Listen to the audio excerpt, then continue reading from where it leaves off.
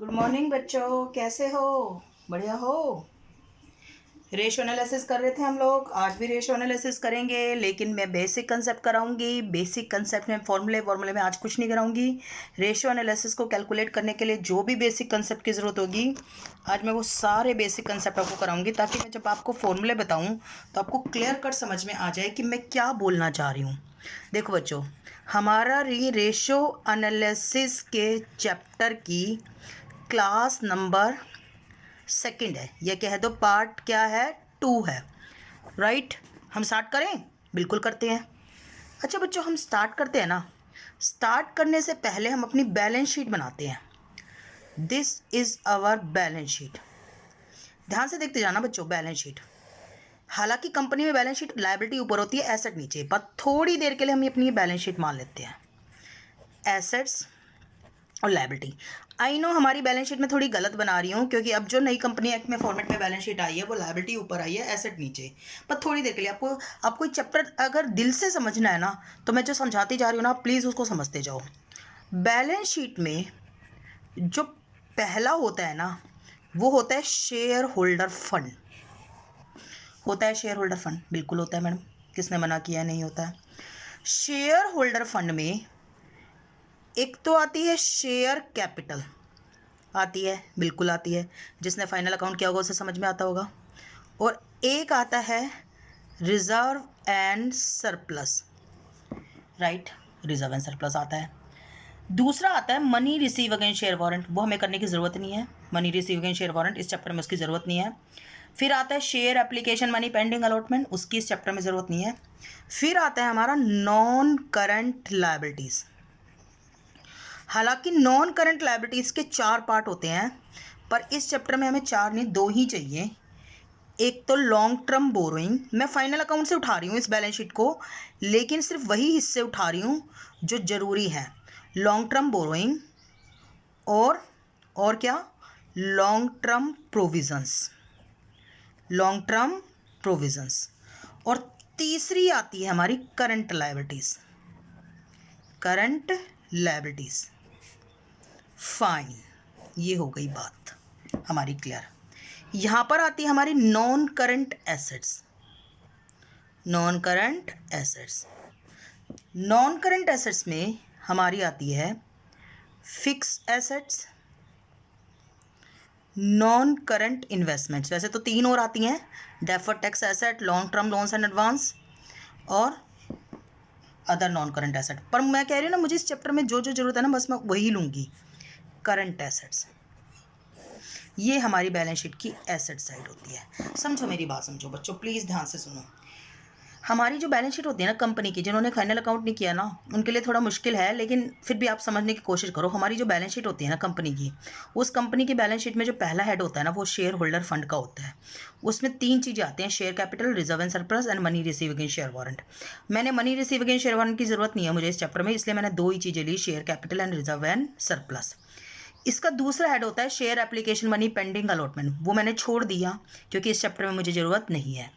इसका तीसरा हेड होता है नॉन करंट लायबिलिटी, उसमें होता है लॉन्ग टर्म बोरोइंग और लॉन्ग टर्म प्रोविजंस। वैसे 2 और होते हैं, डेफर्ड टैक्स लायबिलिटी और अदर नॉन करंट लायबिलिटी, पर मुझे उसकी इस चैप्टर में ज़रूरत नहीं है, इसलिए मैंने छोड़ दिया। उसके बाद है हमारी करंट लायबिलिटी। करंट लायबिलिटी ले ली। फिर नॉन करंट एसेट्स के हमारे 5 पार्ट होते हैं, 5 में से सिर्फ कितने की ज़रूरत थी मुझे, मेरे को 2 की, मैंने 2 ले लिए। फिर करंट एसेट्स, दोबारा रिपीट करती हूँ। शेयर होल्डर फंड के कितने पार्ट थे? 3, मुझे उसमें से कितने की ज़रूरत है? 2, मैंने 2 ले लिए। नॉन करंट लायबिलिटी के कितने पार्ट थे? 4, मुझे उसमें से 2 की ज़रूरत है, मैंने 2 उठा लिए। नॉन करंट एसेट के कितने पार्ट थे? 5, मुझे उसमें से 2 की ज़रूरत है, मैंने 2 उठा लिए। और करंट एसेट्स। अब मैम आपने ऐसा क्यों? इसलिए किया क्योंकि बच्चे जो फॉर्मूले आपने 12th क्लास में पढ़े थे ना, रटे थे, मैं उनको समझाना चाह रही हूँ कि वो फॉर्मूले थे क्या। मैं इसको 1 मानती हूँ, इसको 2 मानती हूँ, इसको 3 मानती हूँ, इसको 4 मानती हूँ, इसको 5 मानती हूँ। मान गई? बिल्कुल मान लिया। मुझे एक बात बताओ, अगर मुझे टोटल एसेट्स के फॉर्मूले चाहिए तो क्या होगा टोटल एसेट्स? आपको पता है इस साइड से भी टोटल एसेट आती है, और आपको एसेट साइड का टोटल क्या होता है? सेम होता है। तो कह दो 4 + 5 या 1 + 2 + 3। समझो मेरी बात, समझो प्लीज़। टोटल एसेट्स यानी कि 4 + 5, 4 प्लस 5। अब 4 में क्या क्या है बताओ, नॉन करंट एसेट्स। 4 का मतलब नॉन करंट एसेट और 5 का मतलब क्या, current assets. Correct, current assets. Clear, बिल्कुल क्लियर। क्या है इसमें ना क्लियर? अगर मैं इसको तोड़ दूं नॉन करंट एसेट्स को तो क्या कहोगे, फिक्स एसेट्स और non current investments. Non current investments मैंने तोड़ दिया, फिक्स एसेट और नॉन करंट इन्वेस्टमेंट और साथ में करंट एसेट्स। क्या मैं इसका दूसरा फॉर्मूला नहीं लिख सकती? एक तो हो गया हमारा 4 प्लस में 5, 4 प्लस में 5। क्या आपको नहीं लगता एसेट साइड दोनों साइड सेम होती है? तो जब ये दोनों टोटल एसेट्स हैं, इन दोनों का टोटल एसेट है, इन दोनों का टोटल भी तो टोटल एसेट हो गया। 1 प्लस 2 प्लस 3, 1 प्लस 2 प्लस 3। अगर मैं 1 प्लस 2 प्लस 2 3 करूँ तो इसका मतलब 1 क्या, शेयर होल्डर फंड, बिल्कुल।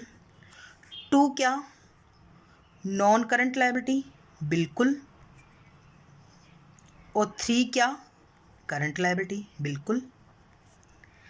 अगर मैं इसको तोड़ूं शेयर होल्डर फंड को तो क्या किस में टूटेगा, शेयर कैपिटल और रिजर्व एंड सरप्लस।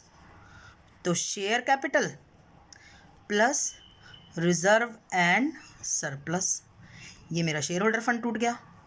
अगर मैं नॉन करंट लायबिलिटी को तोड़ूं तो क्या टूटेगा, long term borrowing plus long term provisions.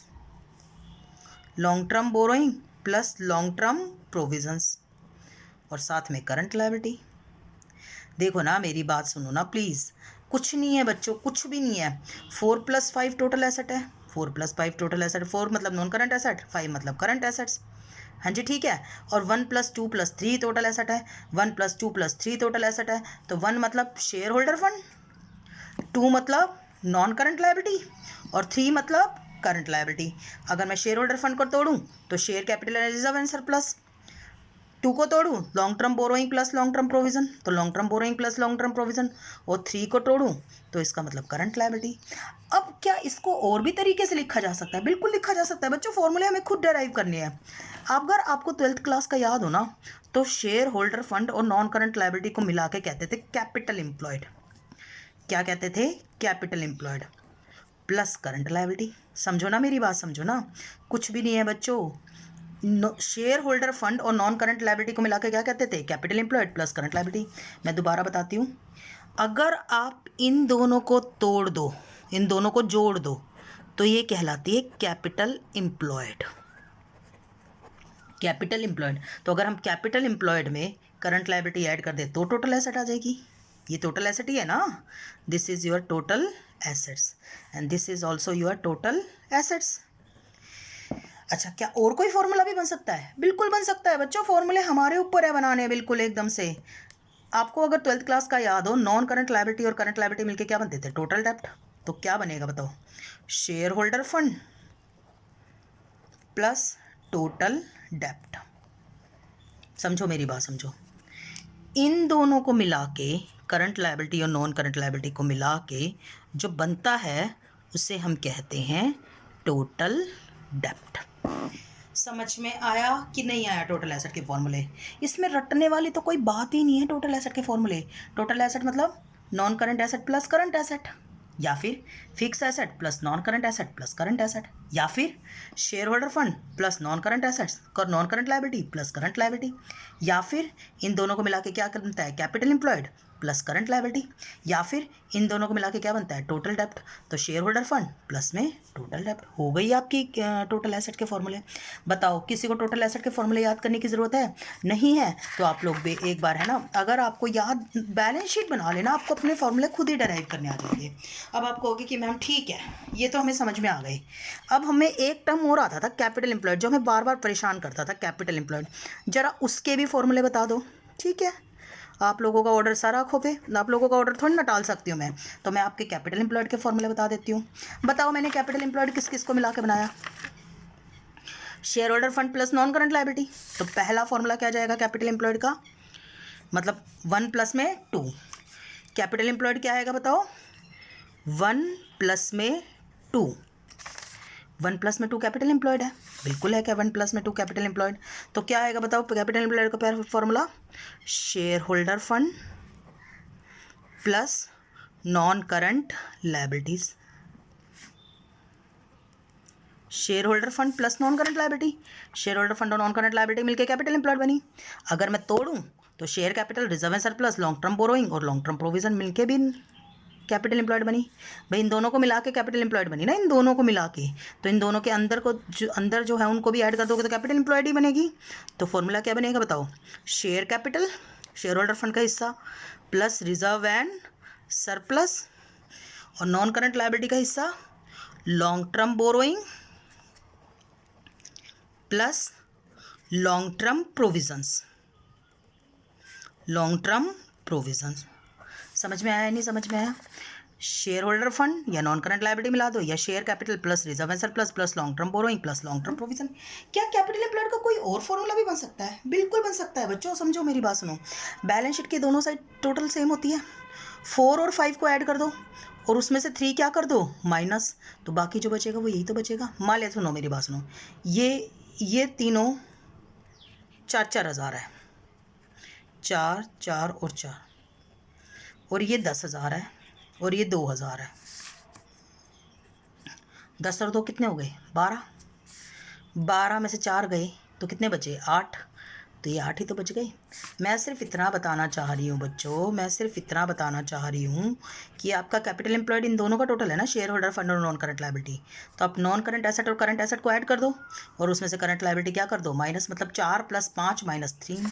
तो कैपिटल एम्प्लॉयड का फॉर्मूला क्या बनेगा बताओ, 4 + 5 - 3। अब सुनो, 4 क्या है नॉन करंट एसेट, 5 क्या है करंट एसेट, और उसमें से करंट लायबिलिटी क्या कर दो माइनस। तो सिर्फ आपको क्या करना है, non current assets plus current asset को लिख दूं और माइनस करंट लायबिलिटी। क्या इसका और कोई फॉर्मूला भी बन सकता है? बिल्कुल बन सकता है। नॉन करंट एसेट और करंट एसेट मिलके क्या बनती है, total assets minus current liability. Non current asset और करंट एसेट मिलके क्या बनती है, total assets minus current liability. क्या इसका और कोई फॉर्मूला भी बन सकता है? यस, बिल्कुल बन सकता है। नॉन करंट एसेट्स और current assets minus current liability को क्या कहते थे, वर्किंग कैपिटल। अगर आपको 12th का याद हो तो वर्किंग कैपिटल होती थी current assets minus current liability. तो मैंने क्या किया, नॉन करंट एसेट को यूं लिख दिया, current asset minus current liability. But teacher क्या करते थे, नॉन करंट एसेट की जगह फिक्स एसेट लिखवाते थे। वो गलत होता था, क्योंकि नॉन करंट एसेट में फिक्स एसेट भी आती है और नॉन करंट इन्वेस्टमेंट भी आती थी। वो नॉन करंट इन्वेस्टमेंट को नील मान लेते थे, नॉन करंट इन्वेस्टमेंट को क्या मान लेते थे, नील। तो fix asset plus current assets minus current liability, अगर नॉन करंट इन्वेस्टमेंट नील मानी जाए तो। अदरवाइज अगर नॉन करंट इन्वेस्टमेंट दी होगी तो non current asset plus current assets minus current liability. आपको बात समझ में आ रही है या नहीं आ रही है? चलो, कैपिटल एम्प्लॉयड निपट गया। अब कैपिटल एम्प्लॉयड निपट गया तो मैडम एक काम और कर दो, हमें शेयर होल्डर फंड के और फॉर्मूले बता दो अगर आपको याद हो। अच्छा, कैपिटल एम्प्लॉयड का दूसरा नाम पता है क्या होता था? कैपिटल एम्प्लॉयड का दूसरा नाम होता था टोटल फंड। कैपिटल एम्प्लॉयड का दूसरा नाम क्या होता था, टोटल फंड। मैम एक फॉर्मूला और बता दो तो हमारी जान बच जाए। किसका? शेयर होल्डर फंड का। शेयर होल्डर फंड को अगर याद हो तो आपको इक्विटी भी कहते थे, या आप उसको नेट वर्थ भी कहते थे, या आप उसको इंटरनल लायबिलिटी भी कहते थे। इसके 4 नाम होते थे शेयर होल्डर फंड के। तो देखो शेयर होल्डर फंड, देखो प्लीज़, शेयर होल्डर फंड यही तो है 1। शेयर होल्डर फंड यानी कि 1। अरे शेयर होल्डर फंड यानी कि 1 ही तो है शेयर होल्डर फंड। अब 1 में क्या क्या आएगा बताओ, share capital plus reserve and surplus. 1 यही तो है, share capital plus reserve and surplus. तो देखो 1 यानी कि share capital plus reserve and surplus. अगर मैं शेयर कैपिटल को तोड़ूं तो कैसे तोड़ूंगी, equity share capital preference share capital, है ना। और अगर रिजर्व एंड सरप्लस को तोड़ूं तो सिक्योरिटी प्रीमियम रिजर्व, एसपीआर यानी कि security premium reserve, general reserve, debenture reserve यानी डिबेंचर रिडम्पशन रिजर्व, कोई भी रिजर्व हो, पीएनएल अकाउंट का क्रेडिट बैलेंस यानी कि सरप्लस, इसको हम सरप्लस भी बोलते हैं, और minus miscellaneous expenses. Miscellaneous expenses हमें माइनस करने हैं, मिसलेनियस एक्सपेंसेस हमें क्या करने हैं, माइनस। अब आप कहोगे कि मैम एक काम करो, मिसलेनियस एक्सपेंसेस का मतलब बता दो। वो मैं बाद में बताऊंगी बच्चों, वरना कॉन्सेप्ट खराब हो जाएगा। मिसलेनियस एक्सपेंसेस का मतलब भी बताऊंगी मैं आपको, ठीक है। तो यानी कि 1 आपका आ गया शेयर होल्डर फंड। तो क्या 1 और किसी भी तरीके से आ सकता है? यस, 4 और 5 को ऐड कर दो और उसमें से 3 और 2 क्या कर दो, माइनस। तो 1 का फॉर्मूला दूसरा क्या बनेगा बताओ, 4 + 5। बताओ 4 + 5 क्यों? 4 और 5 को ऐड करोगे टोटल एसेट आ जाएगी, उसमें से फिर करंट लायबिलिटी और नॉन करंट लायबिलिटी क्या कर देना, माइनस। तो शेयर होल्डर फंड आ जाएगा। तो 4 और 5 में से 2 और 3 क्या कर दो, माइनस। अब 4 क्या था बताओ, नॉन करंट एसेट्स है ना, था ना नॉन करंट एसेट। 5 क्या था, करंट एसेट्स। 2 क्या था, नॉन करंट लायबिलिटी। और 3 क्या था, करंट लायबिलिटी। देखो ना मेरी बात सुनो, 4 क्या था, नॉन करंट एसेट्स। पहले बैलेंस शीट है कॉपी में बना के रख लेना, समझते हुए वीडियो देखने से पहले। तो उससे क्या होगा, कॉपी में एक पेज पे बना के रखोगे ना, तो मैं जो बोल रही हूँ वो समझ में आएगा। Non current assets plus current assets minus non current liability minus current liability. तो क्या मैम और कुछ भी फॉर्मूला हो सकता है? बिल्कुल हो सकता है। देखो, नॉन करंट एसेट और करंट एसेट मिलके क्या बनी, total assets. Non current assets और करंट एसेट मिलके क्या बनी, टोटल एसेट। और यहाँ से अगर माइनस कॉमन ले लिया जाए तो नॉन करंट लायबिलिटी और करंट लायबिलिटी मिलके क्या बनी, टोटल डेप्ट। तो टोटल एसेट्स माइनस टोटल डेप्ट। तो ये शेयर होल्डर फंड का फॉर्मूले हो गए। क्लियर हो गई ना मेरी बात? अभी मुझे पता है मिसलेनियस एक्सपेंसेस मुझे बताना बाकी है, वो मैं बताऊंगी। ये बात समझ में आई आपको या नहीं आई? बिल्कुल, टोटल एसेट्स माइनस टोटल डेप्ट। तो ये हो गए शेयर होल्डर फंड के फॉर्मूले। अच्छा मैम, शेयर होल्डर फंड के फॉर्मूले तो बता दिए, अब हमें इक्विटी शेयर होल्डर फंड के फॉर्मूले बता दो। आपको पता है इक्विटी शेयर होल्डर फंड और इक्विटी में फॉर्मूला अंतर होता है। इक्विटी शेयर होल्डर फंड और इक्विटी में अंतर होता है। ये जो था ना, ये था, मैं दिखाती हूँ आपको, दिस इज इक्विटी, या तो शेयर होल्डर फंड या फिर बीच में इक्विटी। और ये क्या है, इक्विटी शेयर होल्डर फंड। या शेयर होल्डर फंड अलग है, इक्विटी अलग है। और ये क्या है, इक्विटी शेयर होल्डर फंड। इसका मतलब क्या है? इसका मतलब ये है कि बच्चों, जो शेयर होल्डर फंड है ना, जो आपका शेयर होल्डर फंड है, अगर इसमें से प्रेफरेंस का पैसा निकाल लिया जाए ना, तो जो बचता है वो इक्विटी शेयर होल्डर फंड बनता है। अगर share holder fund, equity share holder fund का मतलब क्या होता है, शेयर होल्डर फंड, यानी कि ये जो भी शेयर होल्डर फंड निकाला है उसमें से माइनस कर दो प्रेफरेंस शेयर कैपिटल। क्या माइनस कर दो, प्रेफरेंस शेयर कैपिटल।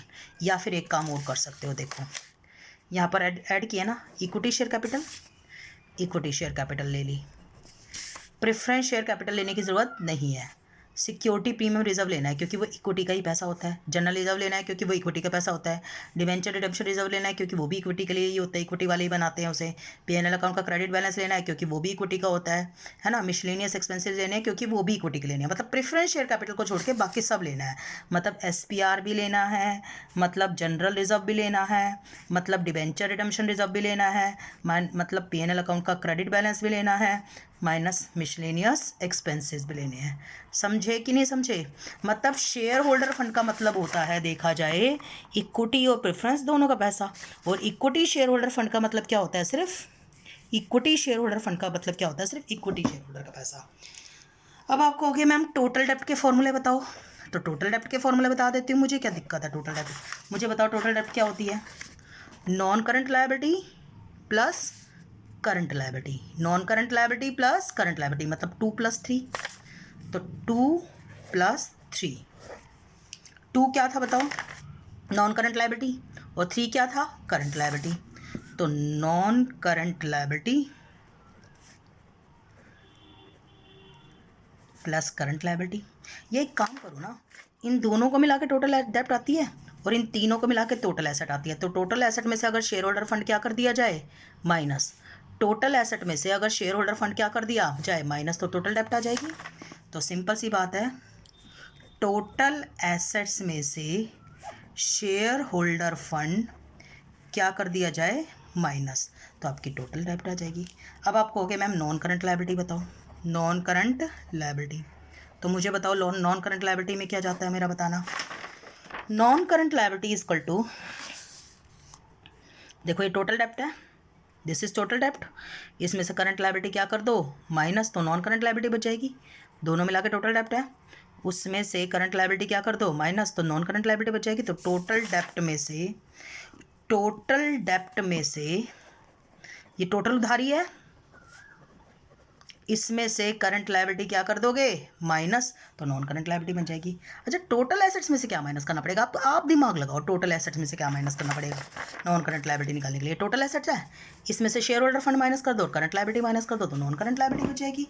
अरे कुछ नहीं है बच्चों, सारा बैलेंस शीट का खेल है, बस शेयर होल्डर फंड माइनस कर दो और करंट लायबिलिटी माइनस कर दो, तो नॉन करंट लायबिलिटी आ जाएगी। अच्छा मैम, वर्किंग कैपिटल के फॉर्मूले बता दो।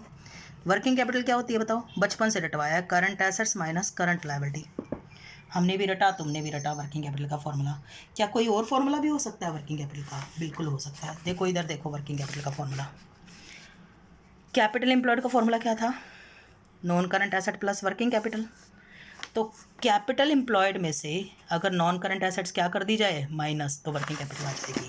देखो वर्किंग कैपिटल का दूसरा फॉर्मूला, कैपिटल एम्प्लॉयड में से नॉन करंट एसेट्स क्या कर दी जाए माइनस, तो आपकी वर्किंग कैपिटल आ जाएगी। समझो मेरी बात सुनो, कैपिटल एम्प्लॉयड का फॉर्मूला क्या था, कैपिटल एम्प्लॉयड था non current asset plus working capital. तो वर्किंग कैपिटल अगर चाहिए तो कैपिटल एम्प्लॉयड यहाँ है, नॉन करंट एसेट उधर करके माइनस में ले जानी पड़ेगी। तो कैपिटल एम्प्लॉयड में से अगर नॉन करंट एसेट्स क्या कर देंगे माइनस, तो आपकी वर्किंग कैपिटल आ जाएगी। अब आप कहोगे कि मैम आपने फॉर्मूले कराए क्यों? इसलिए कराए बच्चों, अब आपकी सोल्वेंसी रेशो 2 मिनट में निकलेगी। कैसे निकलेगी सोल्वेंसी रेशो? आज कराऊँ या अगली क्लास में कराऊँ? आप एक काम करना, पहले ना ये सारे फॉर्मूले याद करके आना, तब मैं आपको अगली क्लास में कराऊंगी, नहीं तो फिर बहुत ज़्यादा हो जाएगा आपके लिए। ऑलरेडी इन फॉर्मूलों को मक करना लेना बहुत मुश्किल काम है। मैं काम करती हूँ, मैं पहले आपके लिए ना फ़ोटो, आप है ना इसकी फ़ोटो आपको ग्रुप में डाल दूँगी मैं आपके, राइट, ताकि आप ये सारे के सारे फॉर्मूले रट सको। समझ में आ रही है बात, ये नहीं आ रही है, राइट? तो मैं आपके सारी फ़ोटो ग्रुप में डालने वाली हूँ आपके, पहले आप इनको कर लेना, फिर बाद में हम और करेंगे। Thank you so much.